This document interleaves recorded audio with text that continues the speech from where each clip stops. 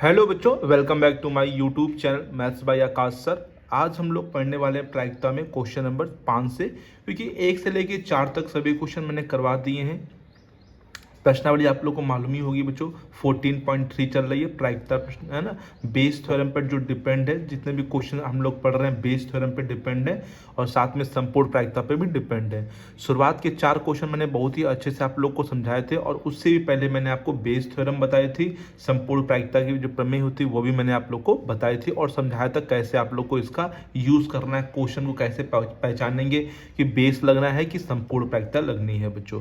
Right है, तो please बच्चों, जिन बच्चों ने इससे पहले की दोनों वीडियो बेस थ्योरम का इंट्रोडक्शन जहां पे दिया है मैंने, और साथ में पहले सेकेंड वीडियो में 4 क्वेश्चन भी बताए हैं, तो उसको नहीं देखा तो प्लीज जाके उसको देख लीजिए, है ना। तभी आप लोग को ये क्वेश्चन अच्छे समझ में आएंगे बच्चों, जब आप लोग को नियम मालूम होगा। पहली वीडियो काफी इंपॉर्टेंट है, तो प्लीज उसको जरूर देखिएगा। ओके, राइट है। तो चलिए आज देखते हैं क्वेश्चन नंबर 5 से। ठीक है, अभी जितने भी क्वेश्चन हैं सब इंपॉर्टेंट हैं, सभी बोर्ड में आए हुए हैं, कभी ना कभी सब आए हुए क्वेश्चन है ना। तो देखते हैं पहला क्वेश्चन, जो कि क्वेश्चन नंबर 5वां है बच्चों। तो काफ़ी इंपॉर्टेंट क्वेश्चन है और कई बार ये पूछा गया क्वेश्चन है। ठीक है, समझते हैं। पहले क्वेश्चन को पढ़ा करें, पूरा पढ़िए बच्चों, बड़े लॉन्ग क्वेश्चन होते हैं तो पूरा पढ़िए। ठीक है, एक बार पूरा पढ़ेंगे तब फिर उसके बाद समझेंगे क्या कहा गया है। किसी विशेष रोग के सही निदान के लिए रक्त जांच 99% असरदार है जब वास्तव में रोगी उस रोग से ग्रस्त होता है, किंतु 0.5% बार किसी स्वस्थ व्यक्ति की रक्त जांच करने पर निदान गलत रिपोर्ट देता है, यानी व्यक्ति को रोग से ग्रस्त बतलाता है। यदि किसी जन समुदाय में 0.1% लोग उस रोग से ग्रस्त हैं, तो क्या प्रायिकता है कि कोई यादृच्छा चुना गया व्यक्ति उस रोग से ग्रस्त होगा यदि उसके रक्त जांच में ये बताया जाता है कि उसे यह रोग है। जब बच्चों आपने क्वेश्चन पढ़ा देखा और कुछ भी समझ नहीं आया होगा, पूरा ऊपर से निकल गया होगा बच्चों, क्योंकि क्वेश्चन कठिन है बच्चों, है ना। अब हम आपको समझाएंगे एक स्टेप बाय स्टेप किस प्रकार से इसमें क्या क्या कहा गया है। देखिए, एक विशेष रोग के सही निदान, मतलब कहीं जांच हो रही, ब्लड जांच मान लीजिए, कोई भी जांच हो रही, ठीक है, उसमें रक्त, जहाँ लिखा भी है रक्त जांच मतलब ब्लड जांच, ठीक है, ब्लड जांच हो रही है बच्चों, ठीक है, ब्लड टेस्ट हो रहा है, तो 99% असरदार है, मतलब कि 99% उसका रिपोर्ट जो है वो सही है। अगर लिखा है जब वास्तव में रोगी उस रोग से ग्रस्त होता है, जब रोगी मान लीजिए ग्रस्त है ना, अभी ग्रस्त है, पता तो है नहीं उसको, वो ब्लड जांच कराएगा, तो ब्लड जांच में उसकी रिपोर्ट जो है कि पॉजिटिव आए, मतलब उसे रोग से ग्रस्त बताए, तो कितने परसेंट सही होगा? 99% असरदार, मतलब सही बताएगा। 1% हो जाएगा कि बता देगा तुम्हें रोग नहीं है, एक्चुअल में रोग है, वास्तव में तो रोग है, बट वो बताएगा कि तुम्हें रोग नहीं है। 1% असरदार नहीं है बच्चों, 99% असरदार है। किंतु 0.5% बार किसी स्वस्थ व्यक्ति की रक्त जांच करने पर यह निदान गलत रिपोर्ट देता है। लेकिन मान लो जो कोई हेल्दी पर्सन है, कोई सही पर्सन, जैसे मान लो वो, उसे कुछ भी नहीं है, उसमें वो उसके कोई मतलब रोग नहीं है, लेकिन उसका जांच हुआ तो जांच में उसने बता दिया कि उसको रोग है, 0.5% बार उसके बता दिया कि तुम्हें वो रोग है, जबकि वो व्यक्ति स्वस्थ है, लेकिन वो गलत रिपोर्ट दे दिया 0.5% बार। ठीक है, तो ये 99% असरदार कब है? जब वो एक्चुअल में उसको रोग है तो बताएगा कि हाँ रोग है। अगर रोग नहीं है तो 0.5% गलती से तुम बता देगा कि हाँ वो रोग तुम्हें है ना। ठीक लिखा, यानी व्यक्ति को रोग से ग्रस्त बतलाता है। यदि किसी जन समुदाय में 0.1% लोग क्या रोग से ग्रस्त है, मान लीजिए 0.1% लोग पूरा समुदाय है, और उतने 0.1% लोग क्या रोग से ग्रस्त हैं, ठीक है। अब रोग से इतने लोग ग्रस्त हैं, तो क्या प्रायिकता है कि कोई यादृच्छा चुना गया व्यक्ति उस रोग से ग्रस्त होगा? तो इस बात की क्या प्रायिकता है कि उस रोग से ग्रस्त है। हमें ये नहीं पूछा कि रिपोर्ट उसकी पॉजिटिव है निगेटिव, नहीं, उसने कहा है कि उसे रोग से ग्रस्त होना चाहिए, रोग से ग्रस्त हो। यदि उसके रक्त जांच में ये बताया जाता है कि उसे ये रोग है, और बताया गया कि क्या है, उसे रोग है, तो यहाँ पे बच्चों बेस थ्योरम लगेगी। क्यों लगेगी समझिए, पहले फ्लो डाय मतलब फ्लो चार्ट समझेंगे तब अच्छे से आ जाएगा। मान लीजिए पूरी जनसंख्या है, ठीक है, ये पूरी जनसंख्या में है। जनसंख्या में कितने लोग बच्चों, यहाँ से जन समुदाय में 0.1% लोग ग्रस्त है, तो रोग से ग्रस्त,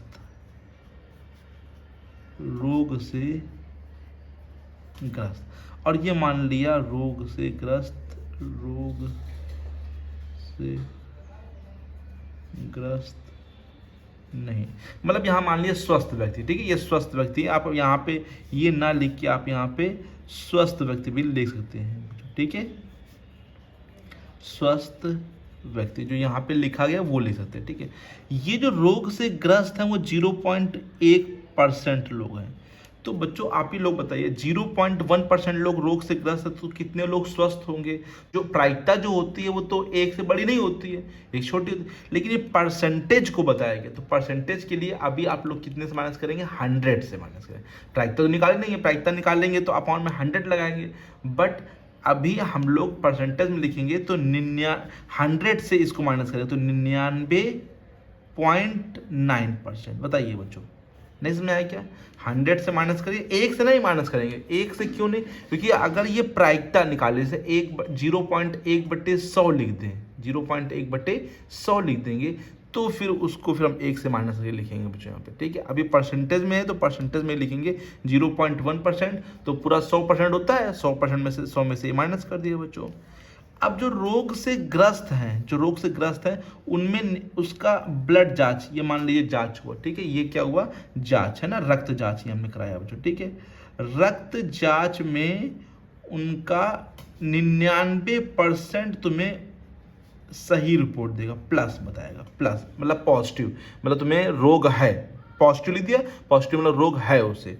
अब मान लो जिस ये रक्त जांच इसने भी कराया होगा बच्चों यहाँ पे भी, तो उसको तो निगेटिव रिपोर्ट आनी चाहिए बच्चों, लेकिन उसमें 0.5% बार जो आता है वो पॉजिटिव रिपोर्ट आता है। हमें नेगेटिव नहीं लिखना है, क्योंकि उसने कहा गया कि बताया गया कि उसे रोग है, मतलब पॉजिटिव रिपोर्ट आ गई है। अगर ये नेगेटिव की बात करता तो फिर नेगेटिव मतलब उसे बताते हैं कि उसे रोग नहीं है, तो फिर यहाँ नेगेटिव लेते हैं। जैसे 99% असरदार है तो 1% असरदार नहीं है, 0.5% बता रहा है तो 99.5% बताता है वो नहीं है बच्चों।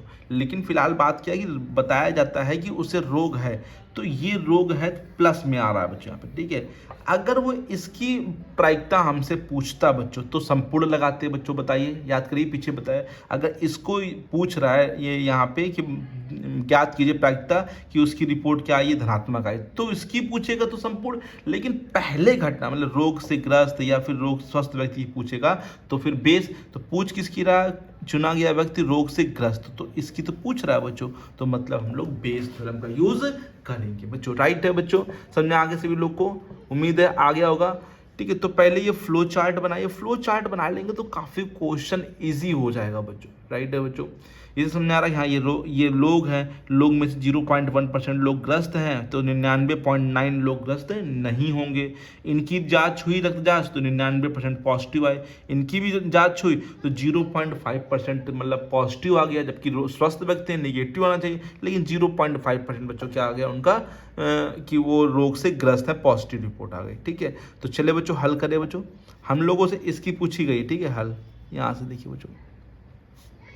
सबसे पहले मानेंगे बच्चों E1 E2 है ना, दो चीजें यहां मानना होता है। माना E1 रोग से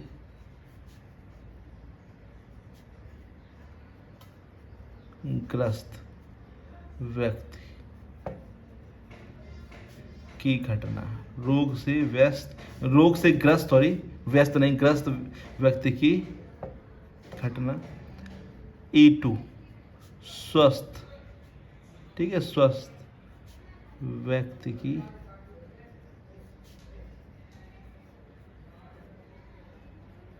घटना।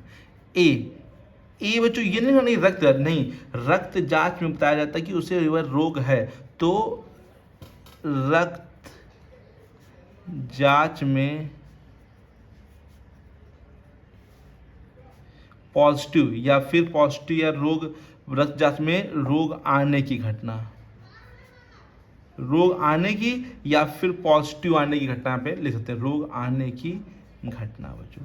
क्योंकि ये लिखेंगे तभी आप लोग यहाँ पे क्वेश्चन करेंगे, बिना लिखे करेंगे तो नंबर हो सकता है कट कर दिए जाए बच्चों। तो इसमें आप लोग लिखेंगे जरूर कि E1 रोग से ग्रस्त व्यक्ति हैं, E2 जो स्वस्थ व्यक्ति हैं, ए बताया गया क्या, रक्त जांच में रोग आने की घटना, रक्त जांच ही उसमें रोग आया है बच्चों, पॉजिटिव, ठीक है, हम लोग को निगेटिव नहीं लेना है बच्चों। तो अब पहले हम E1 की प्रायिकता निकालेंगे बच्चों बताइए E1 की प्रायिकता कितनी हो जाएगी। बड़ा सिंपल सा है, ये 0.1% दे रखा है तो 0.1 अपॉन में 100, मतलब पॉइंट हटा के 0 बढ़ा लेंगे 1/1000। बताइए आ गया ना, सभी लोग को आ गया, कोई दिक्कत तो नहीं है ना। अब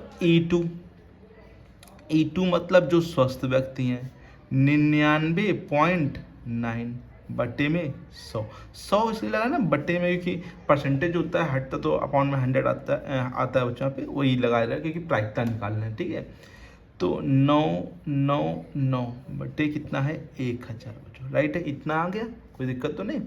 अब ए की प्रायिकता E1 के अंदर, ध्यान देना फिर से मैंने क्या कहा बच्चों, ए की प्रायिकता E1, क्योंकि ए यहाँ पे भी ए यहाँ पे, ए मतलब रोग आने की घटना, तो रोग कितने परसेंट आ रहा है बच्चों 99 बटे कितना लिखेंगे फिर से 100, तो सिंपल से दशमलव तो है नहीं तो यहाँ पे कुछ करना है नहीं।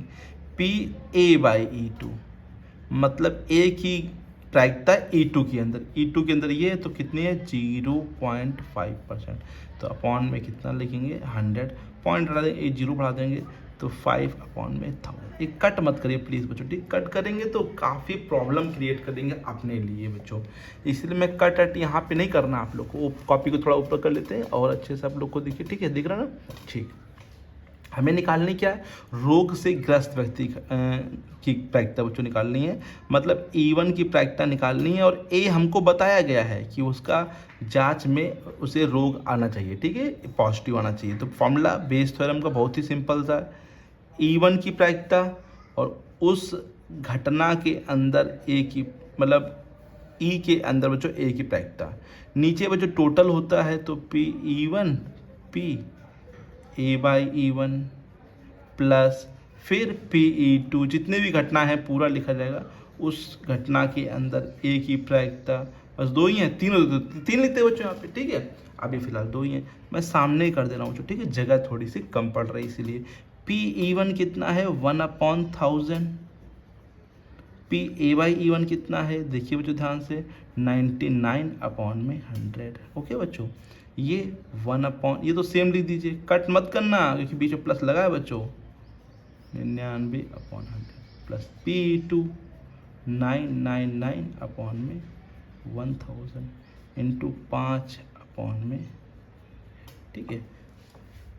अब देखिए बच्चों यहाँ पर 3 2 5 है 0, 3 2 5, लेकिन यहाँ 6 0, तो 5 0 तो कट कर लीजिए आप पहले, 5 0 सिंपल कट कर लीजिए, ठीक है, 5 5 0 हटा लीजिए, तो ऊपर जो बचेगा बच्चों, अगर ध्यान समझिए बच्चों, थोड़ा सा कॉपी को सीधा कर लेते हैं जिससे आप लोग को सीधा दिखे, ठीक है, हाँ सही है।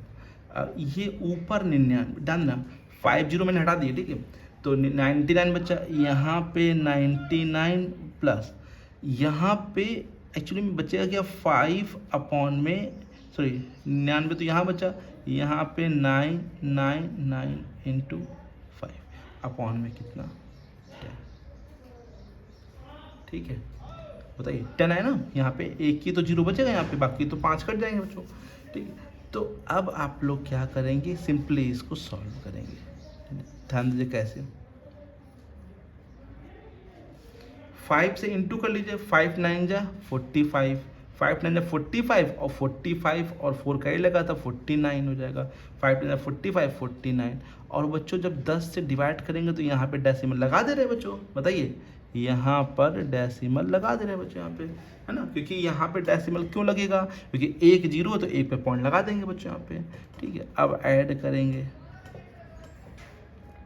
99 इसमें ऐड होगा 0.5 पे नहीं, 0.5 को ऐसे लिखेंगे, 9918 और 9918 119 और ये 5 क्योंकि 4 1 5 हो जाएगा बच्चों, ठीक है, 9918 918 19, पॉइंट हटेगा 0 बढ़ेगा बच्चों, ठीक है, पॉइंट हटेगा 0 बढ़ जाएगा यहाँ पे। तो अब हम लोग कट कर लेंगे बच्चों, यहाँ पे 5 से कट करेंगे तो 5 1 जा 5, 4 बचा, 4 यहाँ 4 10, 5 9 जा 45, फिर 4 बचा, 5 8 जा 40, यहाँ पे 5 1 जा 5, 5 1 जा 5, 4 बचा, 4 बचेगा 48 हो गया, 5 9 जा 45 और 3 तो 5 से 1 जा 35, ठीक है बच्चों। 198/1197, इसको और भी कट करेंगे बच्चों, शायद ये 3 से कट जाएगा बच्चों, ठीक है, 3 से काट रहे हैं तो 3 6 जा यहाँ पे 18, 3 6 जा 18, फिर ये 3 3 जा 9, ठीक है, 2 बचा, 3 9 या 27 और 2 बचा, 3 9 या 27, ठीक है। अब ये 3 से फिर कटेगा बच्चों यार, है ना, 3 से फिर काटेंगे तो 2 आ जाएगा और ये 1 3 3 22/133, ठीक है बच्चों।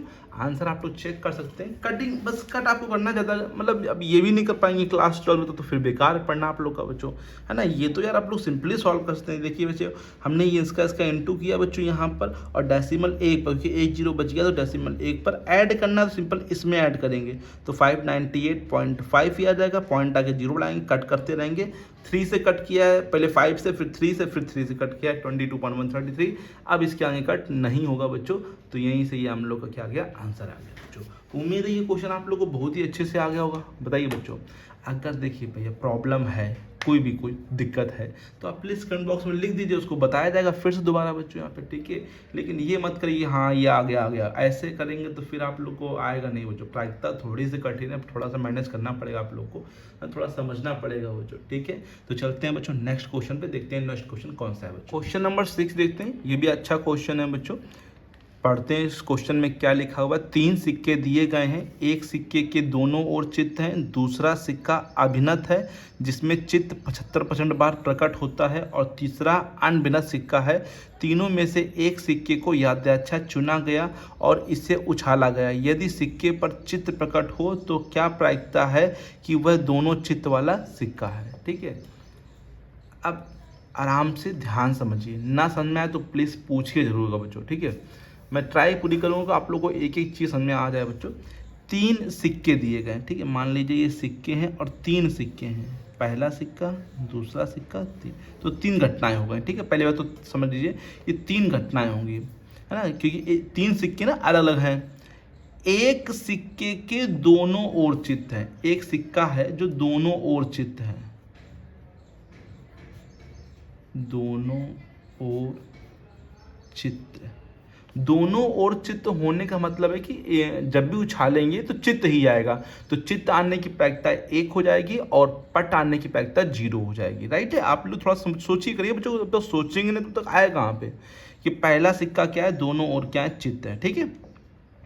दूसरा सिक्का अभिनत, अभिनत का मतलब इंग्लिश में बोलते हैं बाइज्ड।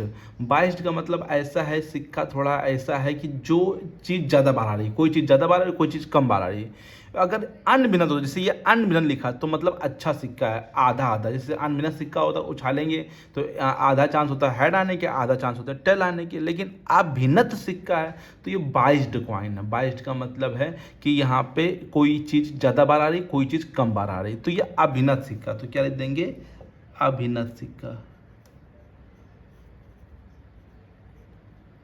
अभिनत सिक्का लिखा है जिसमें चित्त 75% बार। देखिए वैसे अनभिनत होता तो 50-50 होता, 50 हेड का होता, 50 टेल का, लेकिन यहाँ पे देखिए चित्त कितनी बार आ रहा है, 75% बार आ रहा है, ठीक है, ठीक है, समझ आया। आगे जाए, तीसरा अनभिनत, तो इसमें देखिए अनभिनत है तो इसमें नहीं लिख के दिखा है कितना कितना ये, क्योंकि अनभिनत का मतलब ही है कि आधा आधा होगा, मतलब आधा हेड का होगा और आधा टेल का होगा, 50-50 चांस, ठीक है बच्चों। तीनों में से एक सिक्के को यादृच्छा चुना गया। ध्यान दीजिए, पहले सिक्का चुना जा रहा है, पहले उछाला नहीं गया, पहले सिक्का चुना गया। सिक्का मतलब हो सकता है ये सिक्का चुना गया, हो सकता है ये, अभी उछालना भूल जाइए, पहले सिक्का चुनिए।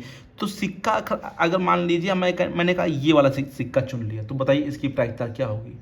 सोचिए, अगर इस सिक्के को चुन लेंगे, इस सिक्के को चुन लिया, उछाला नहीं, सिक्के को चुना। सिक्के कितने यहाँ पे हैं, 3 सिक्के हैं। मान लीजिए इस सिक्के को मैंने चुना, तो इस सिक्के को चुना तो ये एक सिक्का चुना, कितने सिक्के हैं, 3, तो 1/3 हो जाएगा बच्चों। बताइए, NE/NS जानते हैं ना, तो एक सिक्का मैंने चुना है और कुल सिक्के कितने, 3, तो 1/, कितना हो जाएगा, 3 हो जाएगा, राइट है।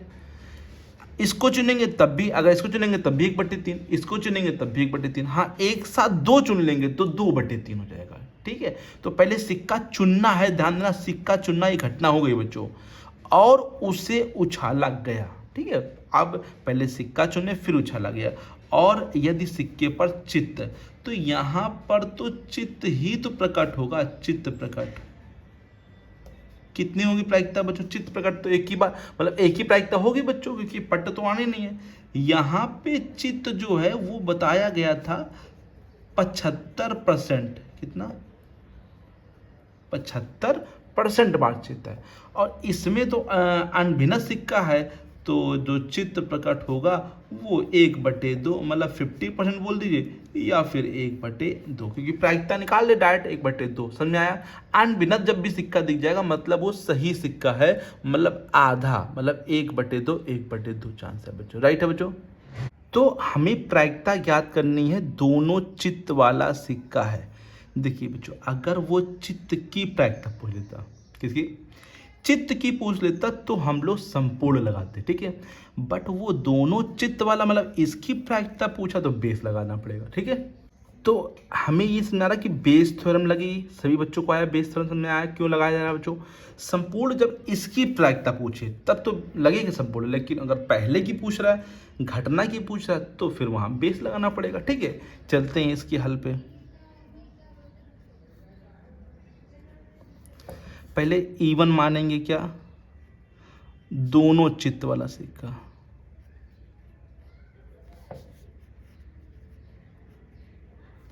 दोनों चित्त वाला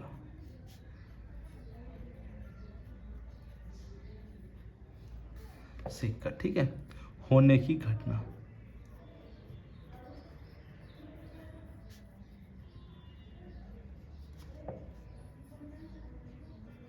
E2 अभिनत सिक्का, ठीक है। कौन सा, अभिनत सिक्का होने की घटना। E3 अनभिनत सिक्का, ठीक है। अनभिनत, थोड़ा सा मतलब समझिए बच्चों, अनभिनत और अभिनत में, ठीक है। अनभिनत सिक्का होने की घटना। ए चित्त प्रकट होने की घटना, ठीक है। चित्त आया था बच्चों, चित्त प्रकट होने की घटना, ठीक है। इतना आगे समझ में लिखना है बच्चों, सभी लोग इतना आगे किस प्रकार लिखना है, ठीक है। बताना क्या क्या है। तो बच्चों यहाँ पे माना, जब माना हो, ठीक है। यहाँ पे प्रायिकता, पहले सॉरी पी लिखा, प्रायिकता E1 की, E1 मतलब इसकी प्रायिकता। अब दोनों और चित्त बताया ना, चित्त जब सिक्के चुनने तो P E1 1/3 होगा ना, इस सिक्के को चुनेंगे। E2 भी 1/3 होगा। बताइए भैया, अभी तो समझाया आप लोग को यार बहुत अच्छे से। P3 उसकी भी 1/3 होगी, राइट है। अब बताइए ए की प्रायिकता E1 में, मतलब ए मतलब चित्त आने की प्रायिकता E1 में, तो चित्त कितनी बार प्रकट हो रहा है, एक, मतलब प्रायिकता एक ही है, दोनों और चित्त है तो एक ही प्रायिकता हो जाएगी इसमें, ठीक है। एक से तो बड़ी प्रायिकता होती नहीं है। ए की प्रायिकता E2 के अंदर उसने बोला है 75% बार, तो 75/100, थोड़ा सिंपल कर लीजिए कि अब यहाँ पे छोटे छोटे नंबर आ रहे हैं तो उसको भी थोड़ा छोटा कर लेते हैं, तो 25 3 75, 25 को 100, ठीक है। और फिर A/E3 है ना, E3 तो कितना, ये तो अनभिनत है तो 1/2 हो जाएगा, राइट है बच्चों। अब हमसे E1 की प्रायिकता पूछा, यदि सिक्के पर चित्त प्रकट हो तो क्या प्रायिकता, दोनों चित्त वाला सिक्का है। तो कॉपी को थोड़ा ऊपर कर लेते हैं, दोनों चित्त वाला पूछ रहा है बच्चों हम लोगों से। यहाँ पे P/E1 की प्रायिकता हम लोगों से पूछ रहा है, ए हम लोग को दिया है, ठीक है। फॉर्मूला क्या बनेगा, P/E1 इंटू P/A/E1 अपॉन में पूरा total, P/E1 P/A/E1 plus P/E2 P/A/E2 फिर P/E3 P/A/E3, ठीक है। पूरा जितना भी 3 घटनाएं तो तीनों को लिखना पड़ेगा यहाँ पे, राइट है। P/E1 1/3, देखिए बस वैल्यू पुट करनी, मान रखना 1/3 गुणे 1, कितना सिंपल मान होना, 1/3 गुणे 1। फिर E2 1/3 गुणे 3/4, फिर 1/3 गुणे 1/2। अब देखिए सेम नहीं है तो पहले हल कर लीजिए, थोड़ा सा हल कर लीजिए। हल कैसे करेंगे, ऊपर 1/3, फिर ये 1/3, ये 3 से 3 कटेगा, ये 1/4 और ये 1/6। ऊपर 1/3, नीचे लासा लेना पड़ेगा इस बार। 3 4 6, 3 चौको 12, 12 6 के फाड़े में जाता है तो 12 लासा हो जाएगा। 3 चौको 4 बढ़ गया तो 4 एकम 4, 4 तियाँ 3 बढ़ गया तो 3 एकम 3, 6 दूनी 2 बढ़ गया तो 2 एकम 2।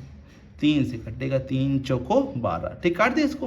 तो 4 कहाँ पहुँच जाएगा, ये 4 पहुँचेगा ऊपर हो जाएगा, और 4 3 7 2 9, 4/9। बोलिए बच्चों, सभी लोग को आ गया, कोई दिक्कत तो नहीं? बताइए। सभी लोग आंसर जरूर मैच करते रहिए, ठीक है। हम तो मैच कर ही रहे हैं, आप लोग भी जरूर मैच करिए बच्चों कि आंसर आ रहा है कि नहीं आ रहा है, ठीक है। तो ये आंसर बिल्कुल सही आ रहा है, तो उम्मीद है ये क्वेश्चन आप लोग को बहुत ही अच्छे से आ गया। ये दोनों ही क्वेश्चन काफ़ी इंपॉर्टेंट थे बच्चों। इसके आगे के क्वेश्चन बच्चों हम नेक्स्ट क्लास में करा देंगे। ये 2 क्वेश्चन आप लोग पहले अच्छे से कर लीजिए और आगे क्वेश्चन लगाने के ट्राई करिए बच्चों, क्योंकि सभी क्वेश्चन जहाँ तक मेनली सेम ही है। तो 1-2 क्वेश्चन अलग है बच्चों, बाकी सब सेम तरीके से लगेंगे, कुछ भी अलग नहीं है। बस फ्लो चार्ट बनाइए, समझिए क्या पूछ रहा है, क्या हम लोगों को बेस लगेगा संपूर्ण, ये आप लोग को पता करना है, ठीक है बच्चों। तो मिलते हैं बच्चों नेक्स्ट वीडियो में इसके आगे के क्वेश्चनों के साथ। क्वेश्चन नंबर 7 से हम लोग देखेंगे बच्चों, ठीक है।